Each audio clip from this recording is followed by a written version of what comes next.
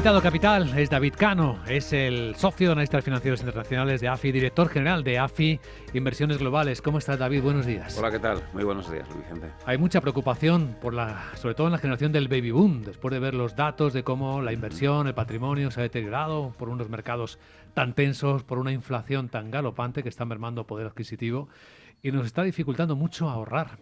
¿Es tan grave la situación como para que empecemos a preocuparnos y para hacer algo inmediatamente?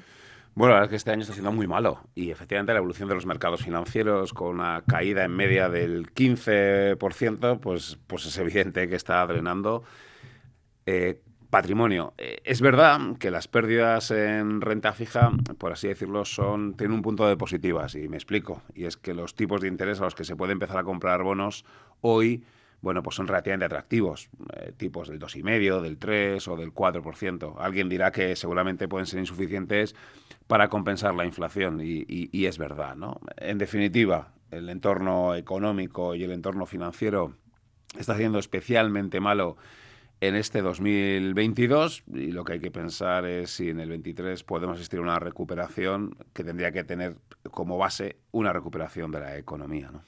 Pero sobre la cuestión del ahorro, ahora que estamos viendo cómo los rendimientos de fondos de inversión, de planes de pensiones también, y estamos hablando de personas que se acercan al momento de la jubilación, pues pueden no dar los rendimientos que se estaban esperando. Sí. ¿Cómo afrontamos eso?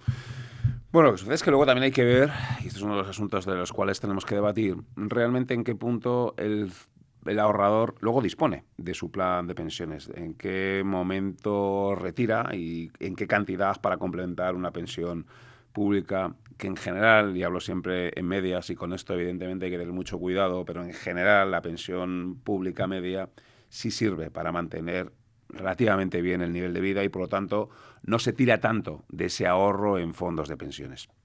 O si se hace, se puede hacer de forma paulatina y se puede hacer de forma muy gradual. De tal forma que ante las caídas de los últimos meses, bueno, pues el ahorrador puede decidir posponer la retirada, sacar ese dinero pues a unos meses en los que esto se recupere. Por lo tanto, la gestión de las finanzas personales cuando llega la hora de la jubilación también tiene mucho que ver, el timing también tiene mucho que ver en qué momento dispones de ese ahorro que has ido acumulando, ¿no? Y ahora, pues como digo, no es el momento más adecuado para poder sacarlo. Luego hay otro debate. En España, y yo creo que es interesante que lo vayamos abriendo, es si junto con la inversión en los fondos de pensiones se tienen otras inversiones, por ejemplo, en activos inmobiliarios, ¿no? Unos activos inmobiliarios que desde luego aquí no hemos asistido a una caída del precio, es más, hemos asistido a una recuperación. De hecho, muchos activos inmobiliarios están en un máximo histórico. Lo que sucede es que la percepción que en general tiene el jubilado español es que, bueno, ese activo inmobiliario no se quiere desprender de él o tal vez no encuentra fórmulas para hacerlo líquido. Bueno, es uno de los debates que tenemos que tener, porque en España hay mucho ahorro, en España hay patrimonio. Las personas mayores tienen un patrimonio, lo que sucede es que en un activo, el inmobiliario, que no está tan considerado como para venderlo. Pero bueno, yo creo que es uno de los debates que tenemos que tener. Sin duda. Hablemos de lo que viene, David. En estos mercados tan agitados en los que nos encontramos, hay quien habla ya y está buscando un nuevo vocablo de crecimiento recesivo, de ponerle nombre a una situación extraordinaria. Puede recordar a aquellos famosos escenarios de Goldilocks, ¿no? Ricitos de oro se llamaban, creo, en los tiempos antiguos en los que se mezclaban cosas que parecía que no cuadraban. ¿Qué escenario posible podríamos tener que enfrentar?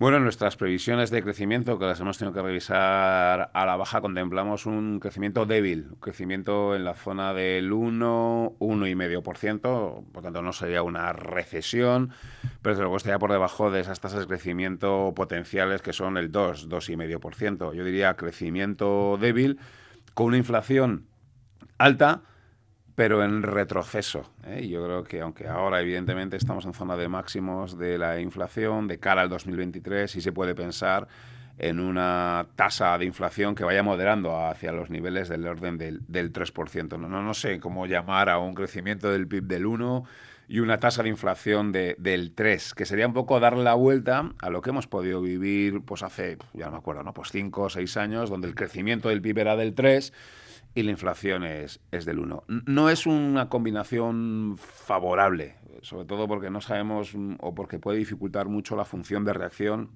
de los bancos centrales, que seguirán enfrentándose a una tasa de inflación por encima de los objetivos pero a un crecimiento económico que es relativamente débil. Seguramente la política monetaria no puede hacer mucho para tratar de estimular el crecimiento y seguramente el debate vuelva a girar otra vez a cuál es el margen de actuación de la política fiscal, si la política fiscal debe o no reactivar el crecimiento económico y cuál es el margen de actuación que tiene. Por tanto, es un escenario complicado. No diría que es un escenario alarmista, no diría que es un escenario de crisis, porque si crece el PIB, aunque sea poco, y en términos nominales va a poder crecer al 4 o al 5%, no es un escenario recesivo, no es un escenario de crisis, pero sí es un escenario, bueno, pues complicado y desde luego técnicamente complejo, y donde el debate de cuál tiene que ser la reacción de las autoridades, bueno, pues desde luego estará bien abierta.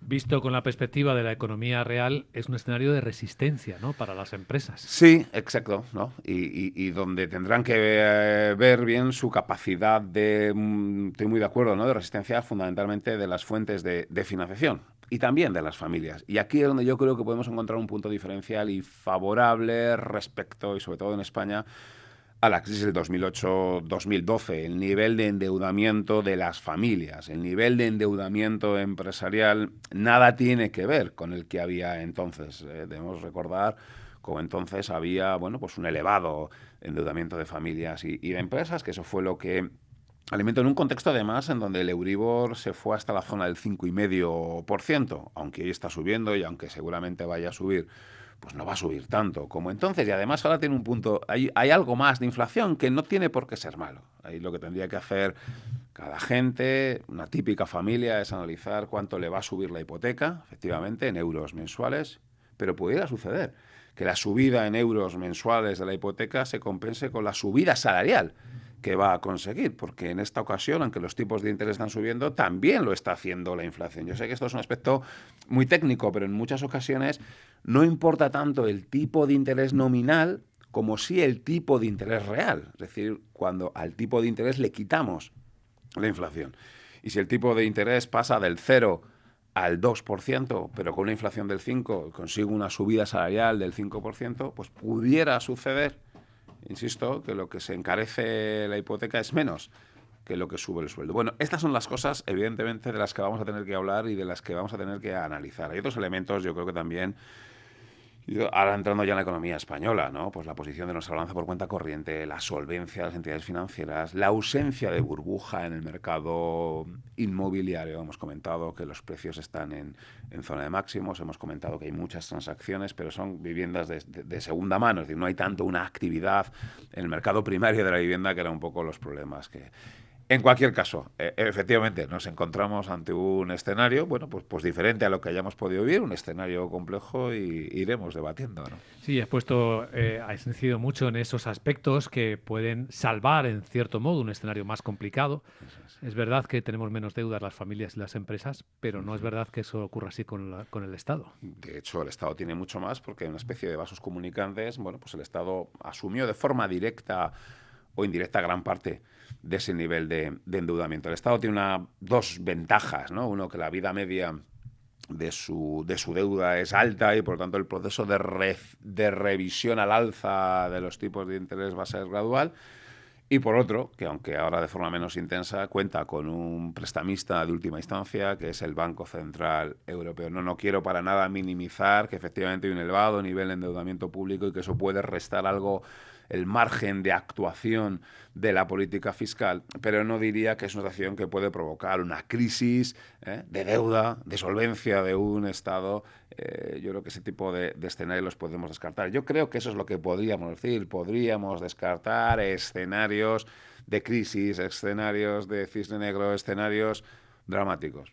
Sí, entrar a una fase de un escenario, bueno, pues débil, de un crecimiento débil, por así decirlo, de unos cuantos años, efectos de crecimiento pues un poco perdidos, ¿no? En donde no vamos a poder asistir a un dinamismo del PIB que es el que nos gustaría a todos, ¿no?